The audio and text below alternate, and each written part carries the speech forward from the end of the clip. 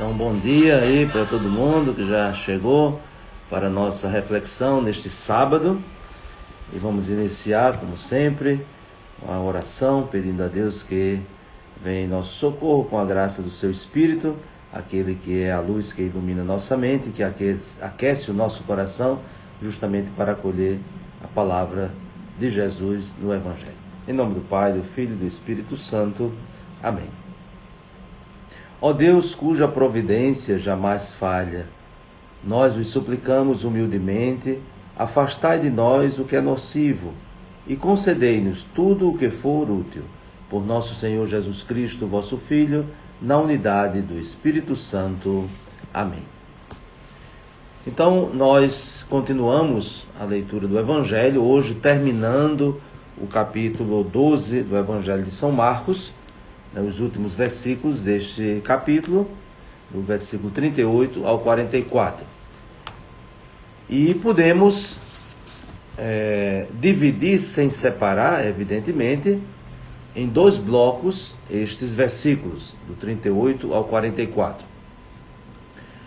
Recordando, porque é sempre interessante a gente não perder de vista, que Jesus está em Jerusalém, está ali no templo e no confronto com alguns grupos, sobretudo aqueles grupos mais proeminentes, os saduceus, os partidários de Herodes, os fariseus, os escribas, os doutores da lei, que, como nós vimos esta semana, sempre colocavam questões para que Jesus, com a sua resposta, entrasse numa situação difícil, e favorável a eles, para que eles tivessem uma matéria para acusar Jesus, tanto diante das autoridades, como também diante do povo. Mas nós vimos que Jesus, o mestre, sempre dava a resposta, e uma resposta sempre provocativa. Então, agora, terminando esse capítulo 12, nós vamos ver uma palavra de Jesus muito dura, muito severa, contra aqueles que aproveitam da sua condição e da sua missão para explorar em benefício próprio as outras pessoas, sobretudo aquelas que não tiveram a oportunidade de um esclarecimento, até mesmo para ter uma visão crítica diante de determinadas posturas. E aqui Jesus destaca justamente as viúvas. No versículo 40 diz que eles devoram as casas das viúvas, fingindo fazer longas orações. Então vejam que deturpação, Então, dois grandes e graves pecados. Primeiro, explorar o pobre, e aqui um pobre muito específico, ou seja, uma viúva, né, que não tem, né? Imagine no tempo de Jesus, as viúvas de fato eram consideradas entre as mais pobres, porque não tinham o marido, geralmente, né, com um filho, e às vezes, até mesmo como conta o Evangelho, né, perde esse filho, então, portanto, desamparada, né, confiavam só em Deus, mas ao mesmo tempo as viúvas eram um grande testemunho de confiança em Deus. Não tinham o amparo de ninguém, mas não se sentiam desamparadas por Deus. Tanto é que isso vai ser provado no gesto dessa pobre viúva que oferece tudo o que tem na segunda parte do Evangelho de hoje. Então a primeira parte, do versículo 38 ao 40, é essa palavra dura de Jesus, né, contra esses hipócritas que, como ele diz, né, fingindo, né, ou seja, dramatizando, né, isso é a hipocrisia, né, colocando uma máscara, né, fingindo que estão fazendo longas orações. Então, como nós dizíamos, esses dois grandes e graves pecados: explorar os pobres e, ao mesmo tempo, insultar a Deus.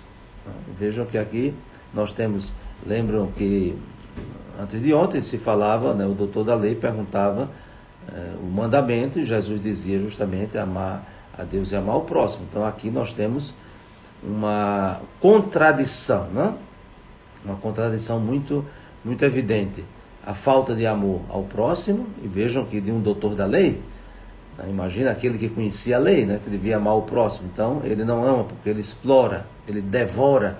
Aqui diz uma palavra muito dura, né? Ele devora, come vorazmente. A palavra em grego significa isso. Come vorazmente. Não é nem assim um comer, alimentar-se normal, mas é para devorar mesmo, né? Destruir ao máximo, né, o que o outro tem em benefício próprio. Então o amor ao próximo não existe, né? Porque há essa atitude de exploração e de destruição da outra pessoa. E o amor ao próximo, né, que Jesus dizia, também relacionado ao amor a Deus. Então, o amor a Deus nós expressamos sobretudo na oração. Então, se eles estão fingindo que estão rezando, então é o contrário, né? Isso é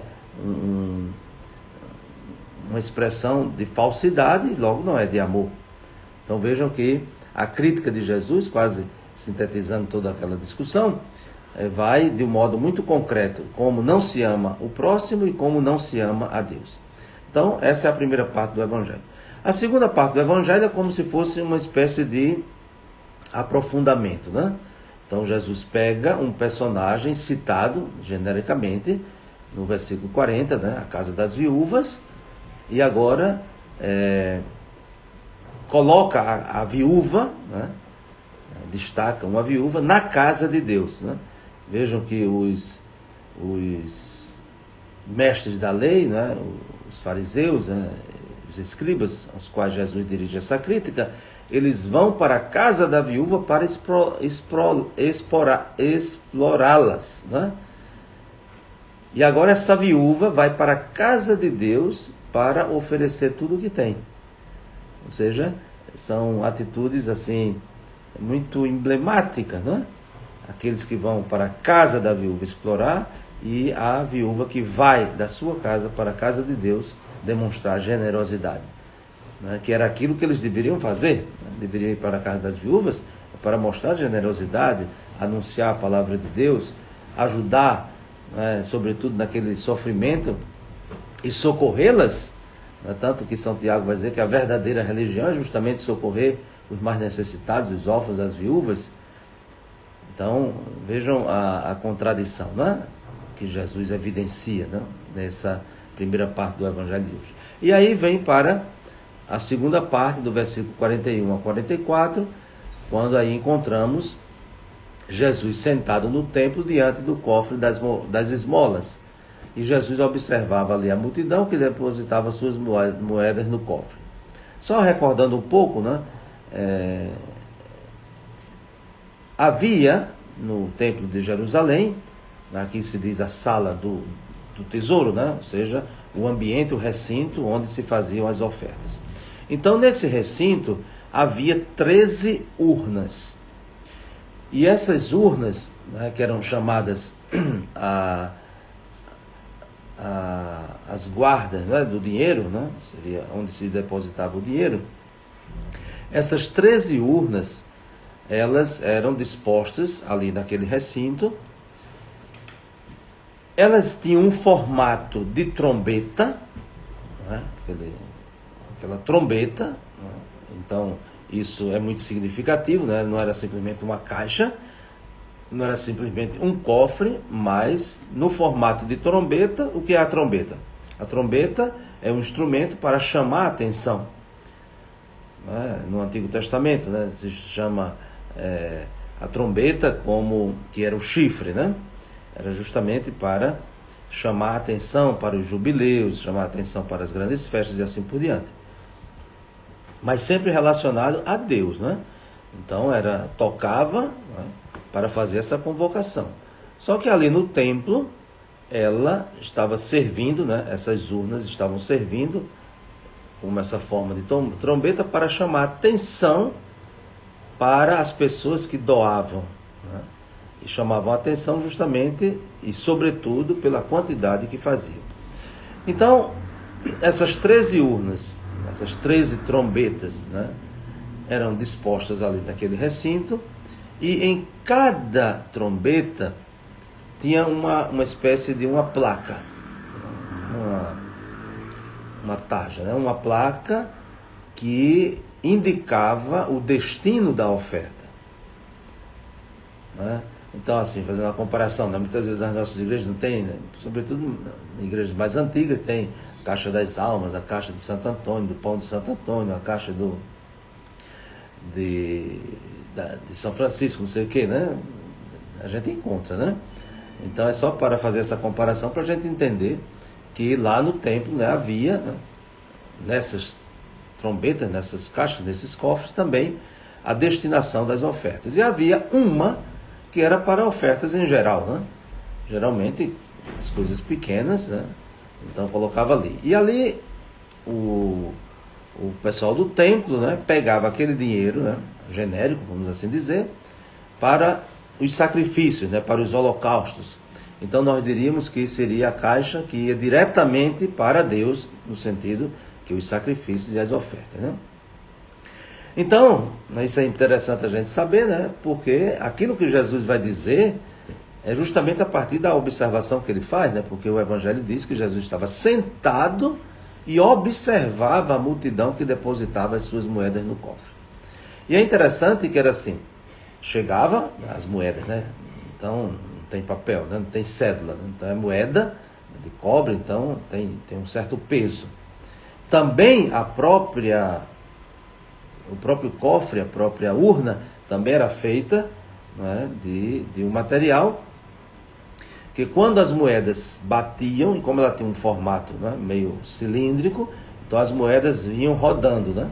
E à medida que elas iam caindo, né, rodando, né, nas paredes, né, desse cilindro, então já imagine o barulho que se fazia, né? Por isso que era uma trombeta, né? Chamava atenção. E aí o que é que fazia?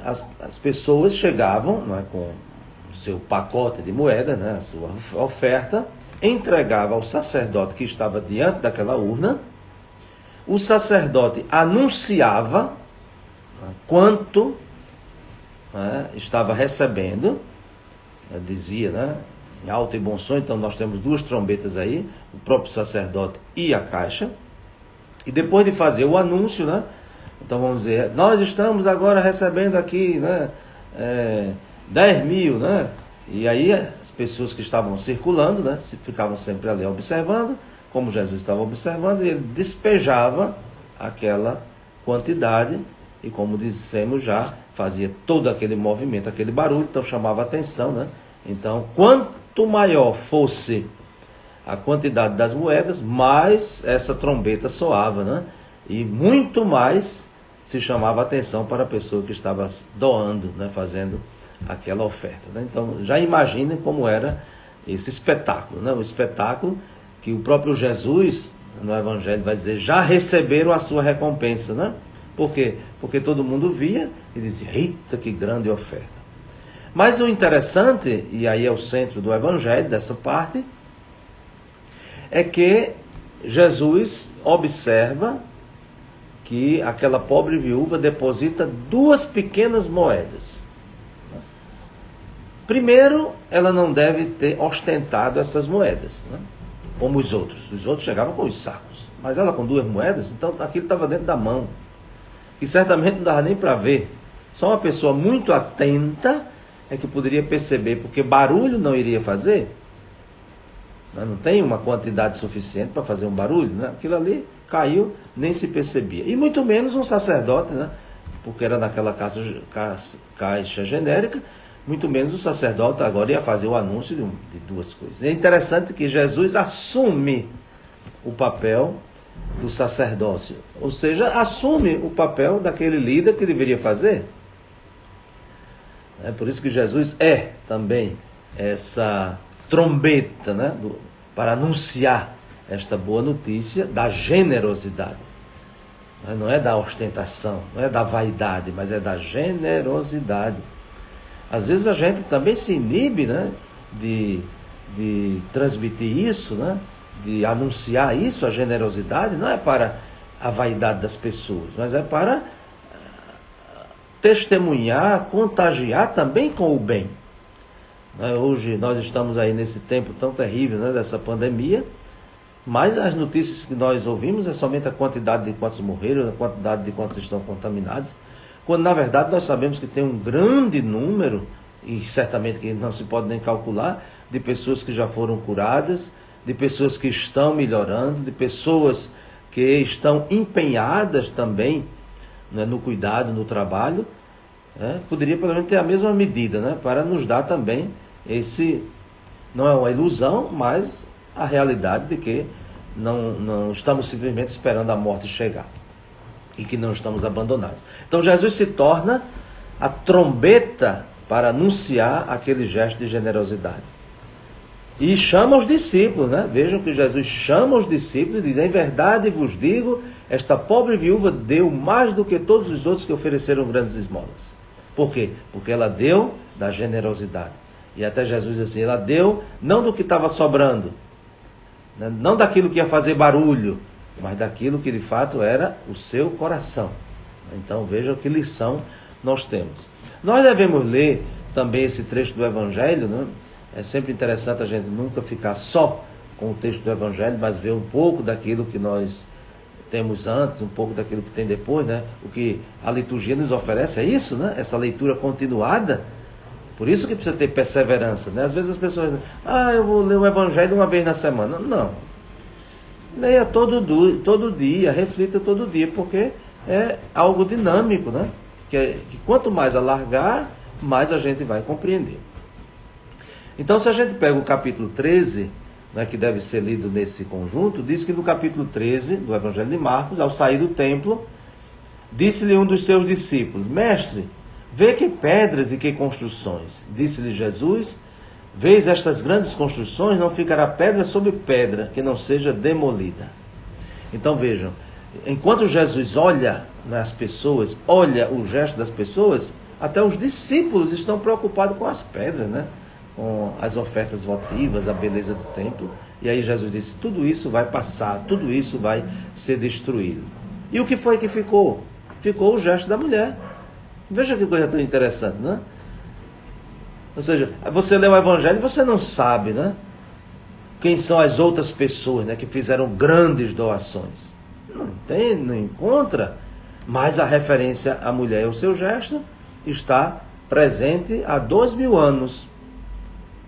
As belas construções, né, do templo e tudo isso desapareceram desde 70 depois de Cristo.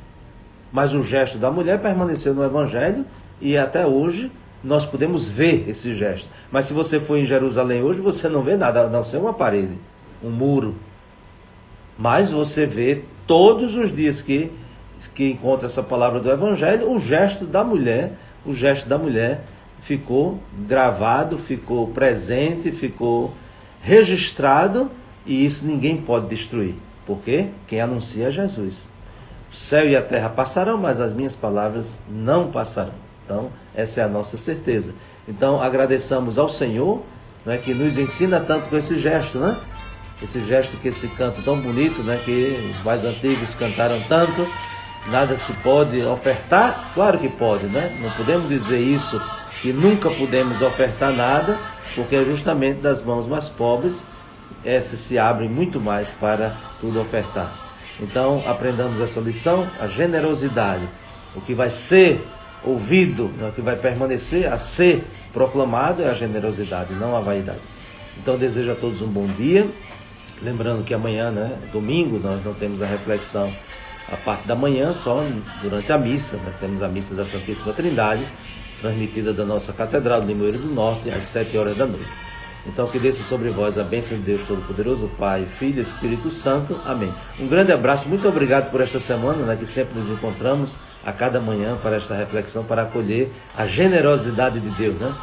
Essa abundante oferta que Ele nos faz, que deve ressoar nessa nossa caixa, né? Podemos dizer que o nosso coração deve ser essa trombeta, né? Deve ser esse cofre onde essas preciosidades, né, das ofertas de Deus depositadas, deve fazer o grande, entre aspas, o grande barulho. Um grande abraço e um bom final de semana.